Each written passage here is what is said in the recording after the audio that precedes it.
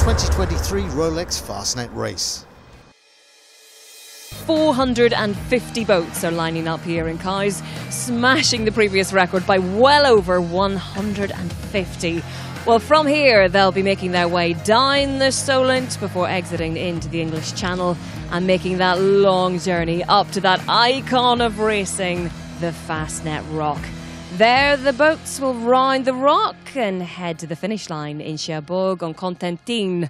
A myriad of demanding, unpredictable and sometimes brutal conditions await the fleet over the 695 nautical mile route. It is known as offshore sailing's toughest race for a very good reason. 94 boats in RC2, and you know, there's a huge range of boats in this class. No particular design is dominating. You know, like we say, if you sail your boat well, you're going to get the result. Hold your course. Okay, you got 2 minutes. Let's blow this main. Ease the main out. It's just how important it is just to find your space at the beginning of this. Yeah, like Mike and Annie were saying, it's very important to find a clean lane. Okay, let's go.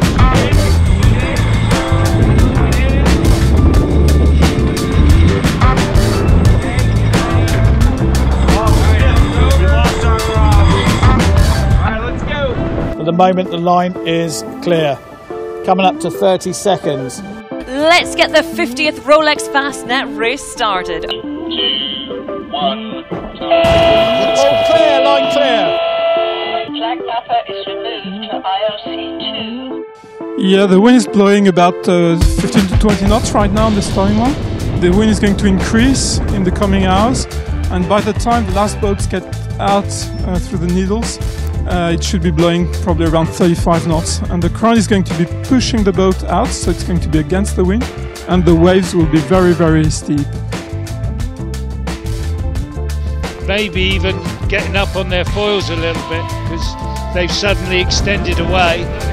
Well, it's as we thought, everyone really trying to get away on port. We had one guy coming down the line, that was Allegra, coming down on starboard, but they've bailed out, they've tacked onto port. You want to get yourself up the Solent and clear of the traffic. Zulu had a lovely start on the island shore. You can see them sheeting on. They're heavily reefed, they're 2 reefs, and looks like a J2, but they're preparing for the bigger breeze they're going to see. We've got 20 knots just off the squadron here, but they know that within a few minutes they're going to be getting up to 20 to 25, possibly 30 knots as they head up the Western Solent. They'll be able to carry on that board for maybe another mile, and then they will have to tack because there's shallow water in there and they won't be wanting to do any damage. So the tack onto starboard will see them sail directly across the Solent, and they'll have to do another long port tack.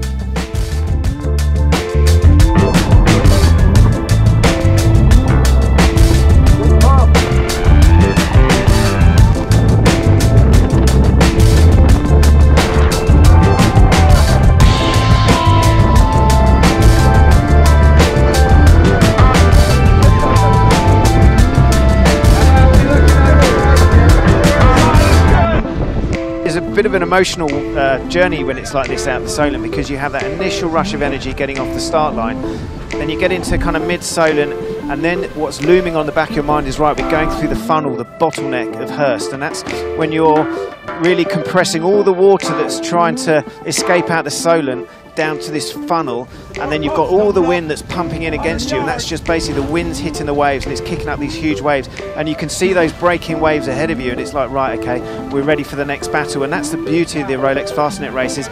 You have these points of contact around the course where you're never really let off the gas. You go through Hurst, through the Needles.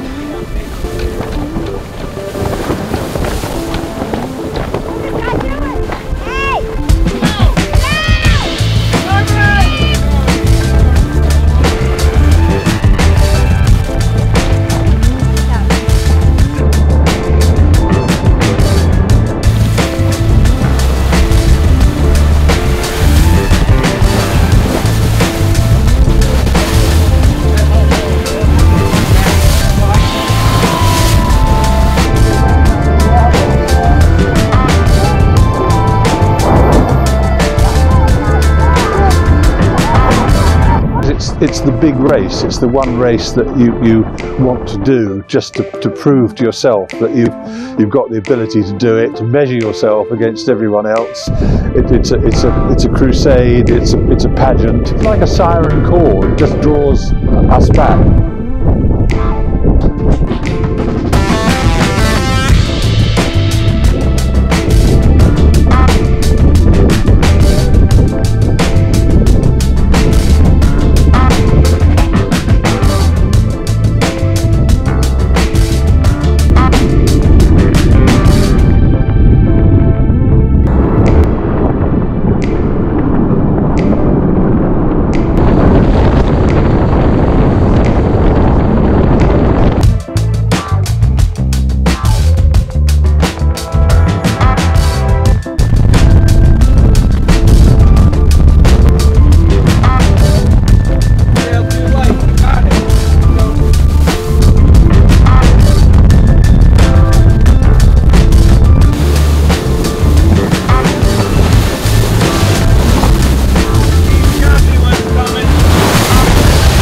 My name is Paul Kanev. I'm the master of momentum.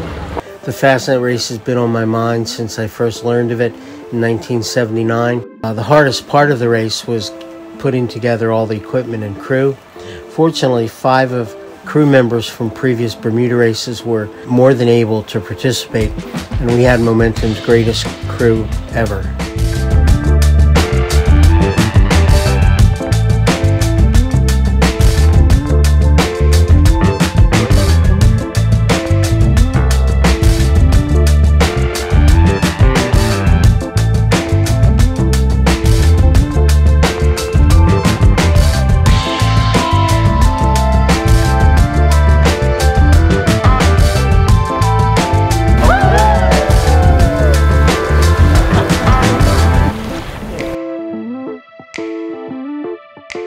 This is the 100th year race.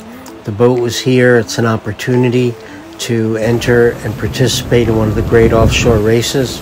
The race completion for all of the crew brings us an immense sense of accomplishment of finishing a hard-fought race against sea and wind and weather, especially when over 125 yachts withdrew from the race, unable to handle the conditions, and many with damage.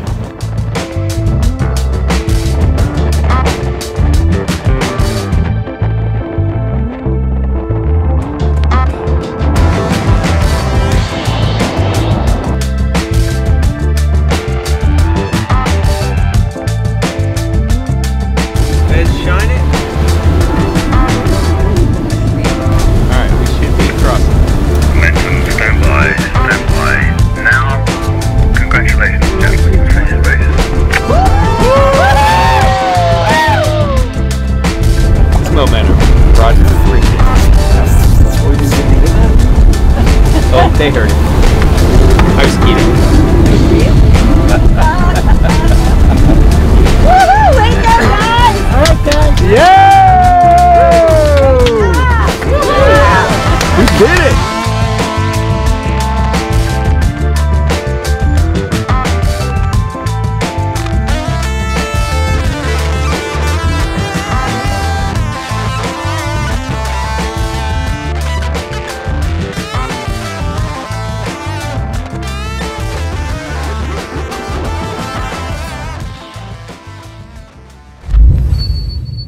The Rolex Fastnet Race.